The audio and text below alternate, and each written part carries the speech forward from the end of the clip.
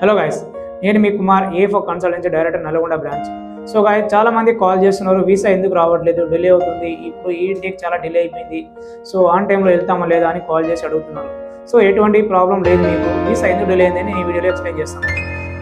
So guys, migration వాళ్ళు ETS ఐడికి mail పంపించిన తర్వాత ఈటీఎస్ ఐడి వాళ్ళు మనం ఏదైతే ఎగ్జామ్ రాసామో హోమ్ ఎడిషన్ ఆ వీడియో వెరిఫికేషన్ చేసుకొని వాళ్ళు రిప్లై ఇవ్వడం డిలే అవుతుంది.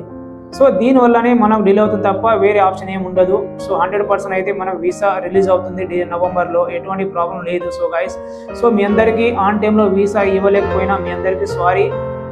So guys, join and take admissions అవైలబుల్లో ఉంది. సో ఇప్పుడున్న ఎగ్జామ్ అన్ని సెంట్రల్ వేస్ కాబట్టి సో మన ఏ4 కన్సల్టెన్సీ వాళ్ళు శాట్ ఎగ్జామ్ అయితే అసిస్టెంట్ ఇప్పించి రాపిస్తున్నారు. సో మీలో ఏమైనా ఇంట్రెస్ట్ ఉంటే మా ఏ4 కన్సల్టెన్సీ కాంటాక్ట్ అవ్వండి. సో అదే ఎందుకు ఎగ్జామ్ రాసుకోమని చెప్తున్నానంటే, ఆన్ టైంలో మన ప్రాసెస్ కంప్లీట్ కాదు కాబట్టి మనం బిఫోరే వీసా రాలేదు, మనం ఇప్పుడే చేసుకుని ఎట్లా అని అడుగుతున్నారు కాబట్టి మీరు ఎగ్జామ్ ముందు రాసుకొని పెట్టుకోండి.